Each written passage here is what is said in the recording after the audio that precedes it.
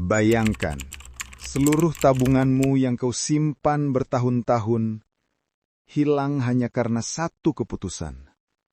Satu keputusan yang lahir dari sebuah rasa takut ketinggalan atau yang kita kenal sebagai FOMO.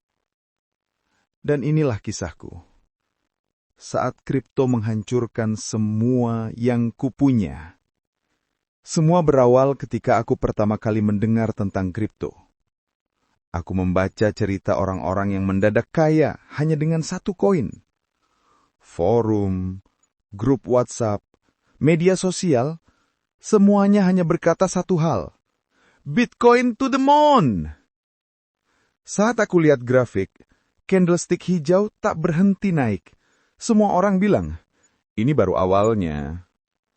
Aku merasa, kalau aku tidak masuk sekarang, aku akan ketinggalan kesempatan emas. Dan tanpa pikir panjang, aku masuk. All in! Semua tabunganku pertaruhkan. Malam itu, aku tidur dengan senyum. Aku bermimpi tentang masa depan, rumah baru, mobil mewah, hidup bebas finansial. Tapi, aku tak tahu, saat aku tidur lelap, pasar sedang berubah wajah. Subuh itu, harga mulai jatuh.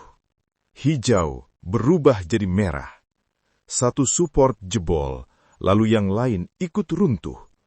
Orang-orang panik jual, order book merah membanjiri layar. Pagi itu, aku bangun dengan penuh semangat. Aku membuka laptop, sudah membayangkan saldo berlipat ganda. Tapi, yang kulihat adalah mimpi buruk.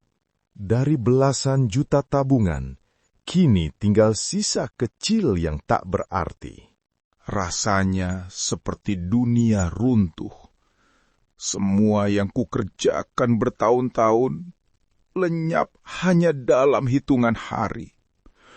Aku ingin marah, aku ingin menyalahkan pasar, tapi yang salah hanyalah aku sendiri. Dari situ aku sadar, FOMO adalah musuh terbesar seorang trader. Karena saat kau biarkan emosi mengendalikanmu, uangmu akan diambil pasar tanpa ampun. Dan sejak hari itu, aku berjanji pada diriku, tidak ada lagi trading tanpa rencana. Tidak ada lagi ikut-ikutan. Hanya disiplin, hanya kontrol, hanya kesabaran. Teman-teman, kisahku mungkin terdengar menyakitkan, tapi aku membagikannya agar kalian tidak mengulang kesalahan yang sama. Kalau kalian pernah rugi karena FOMO, ceritakan di komentar, karena mungkin kisahmu bisa menyelamatkan trader lain.